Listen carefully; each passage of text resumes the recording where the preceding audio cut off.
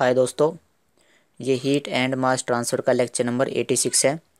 और इस लेक्चर में हम प्लांक्स लॉ के बारे में जानेंगे। और यदि आप इसकी पीडीएफ डाउनलोड करना चाहते हो तो आप टेलीग्राम ग्रुप ज्वाइन कर सकते हो। टेलीग्राम ग्रुप का नाम है कूल टेक्निक्स।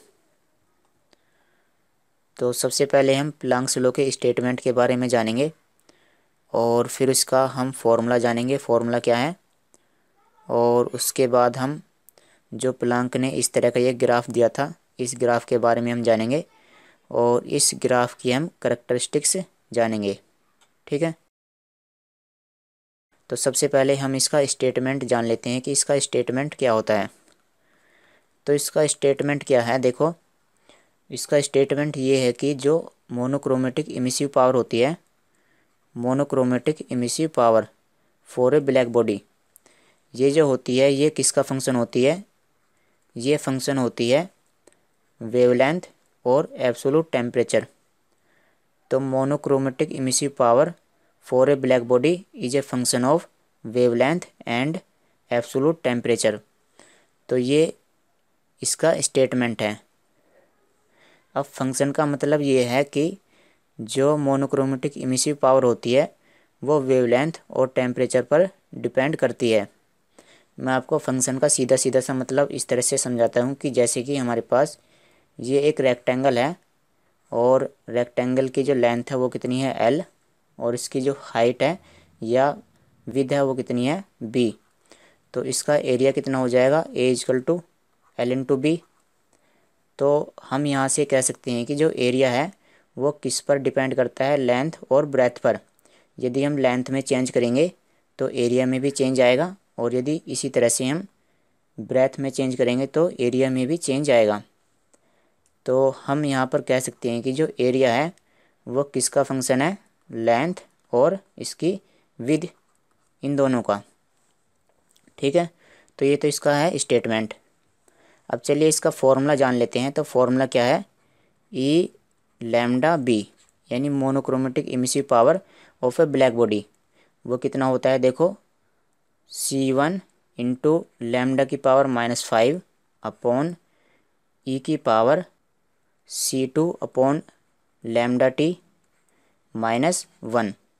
तो ये इसके लिए फॉर्मूला होता है मोनोक्रोमेटिक इमिसिव पावर के लिए।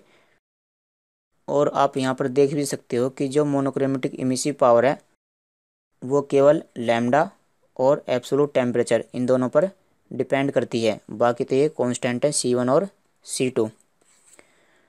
तो ये है इसका फॉर्मूला। तो चलिए इसका स्टेटमेंट देख लेते हैं अब। तो देखो यहाँ पर the law states that monochromatic emissive power of a black body is a function of wavelength and absolute temperature.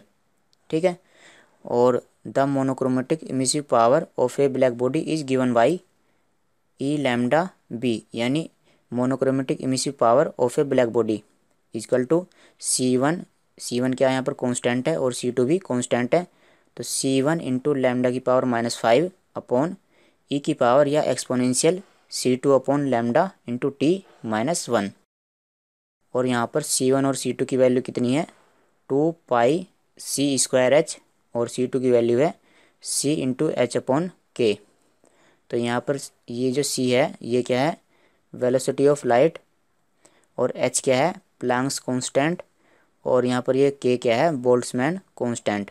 इनकी मैंने यहाँ पर वैल्यू भी दी है, आप इसे देख सकते हो। अब चलिए इसका जो ग्राफ है इसे हम देख लेते हैं। तो यहाँ पर y एक्सिस पर क्या है, मोनोक्रोमेटिक इमिसिव पावर, और जो x एक्सिस है इस पर क्या है, वेवलेंथ लैम्डा। यहाँ पर है monochromatic emissive power for black body. अब देखो यहाँ पर इस तरह से ये जो लाइन है ये क्या रिप्रेजेंट करती हैं, ये टेम्परेचर रिप्रेजेंट करती हैं। यहाँ पर किसी एक लाइन पर जो टेम्परेचर की वैल्यू है वो हमेशा ही कांस्टेंट रहेगी। जैसे यहाँ पर ये वाली जो लाइन है इस पर टेम्परेचर कितना है, 3500 केल्विन। तो इस लाइन के हर पॉइंट पर जो टेम्परेचर रहेगा किसी भी पॉइंट पर वो कितना होगा, 3500 केल्विन। और जो टेम्परेचर चेंज होगा वो इस तरह से यहाँ पर होगा, यानी ये जो दूसरी वाली यहाँ पर इस तरह से लाइन ड्रॉ की है इसका जो टेम्परेचर है वो कितना है 4000 केल्विन। तो मान लेते हैं कि जैसे इसका जो टेम्परेचर है वो कितना है T1, यहाँ पर टेम्परेचर इंक्रीज किया और इस पर टेम्परेचर है T2 और यहाँ पर जो टेम्परेचर है वो कितना है T3। तो इस तरह से ये क्या है, ये इसका कर्व है।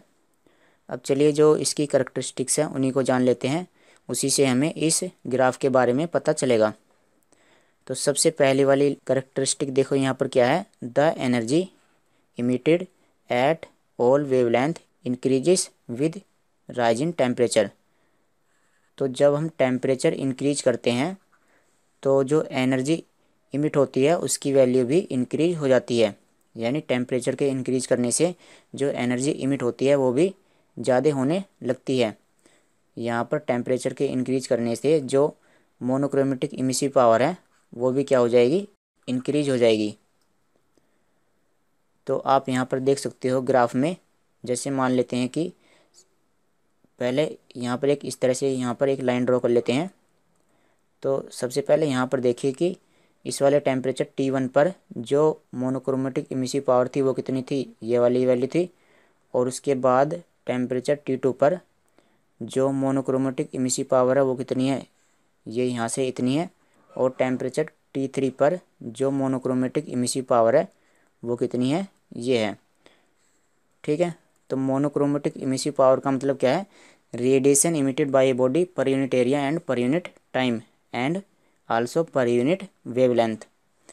तो एक तरह से ये क्या है, एनर्जी है। तो टेम्परेचर हम इंक्रीज करेंगे तो एनर्जी इंक्रीज हो जाएगी। अब चलिए जो दूसरी करैक्टरिस्टिक है इसको देखते हैं। The peak spectral emissive power shift toward a smaller wavelength at higher temperature. तो इसका मतलब क्या है, इसको समझते हैं। यहाँ पर हायर टेम्परेचर की बात की गई है और जो पीक स्पेक्ट्रल इमिसिव पावर है वो शिफ्ट कर जाती है स्मॉल वेवलेंथ की तरफ। तो चलिए इसको हम डायग्राम की सहायता से समझते हैं। तो जैसे ये हमारे पास इस तरह से ये टेम्परेचर के लिए कर्व हैं। तो यहाँ पर ये क्या है, monochromatic emissive power for black body और ये वेवलेंथ और ये टेम्परेचर। तो यहाँ पर देखिए कि इस वाले कर्व के लिए जो पीक मोनोक्रोमेटिक इमिसिव पावर है वो कितनी है, वो ये है यहाँ पर। और अगर इसको हम इस तरह से यहाँ पर मिलाएंगे तो ये यहाँ पर टच करेगा। और इस वाले टेम्परेचर T2 के लिए जो peak spectral monochromatic emissive power है वो कितनी है, ये इतनी है। और अगर इसको हम यहाँ पर एक्स एक्सिस से मिलाते हैं तो ये यहाँ पर मिल जाती है, यानी इसका मतलब जो लैम्डा की वैल्यू है वो डिक्रीज हो रही है। और सिमिलरली इसके लिए भी जब हम पीक इमिसिव पावर यहाँ पर देखते हैं, पीक मोनोक्रोमेटिक इमिसिव पावर देखते हैं, तो इसके लिए भी जो लैम्डा की वैल्यू है वो और भी कम हो जाती है।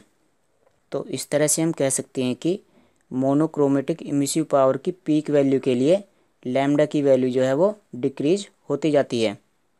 ठीक है, तो यहाँ पर यही लिखा गया है कि the peak spectral emissive power shift toward a smaller wavelength, यानी जो पीक स्पेक्ट्रल इमिसिव पावर है वो हमें कब मिलती है, जब वेवलेंथ कम होती जाती है।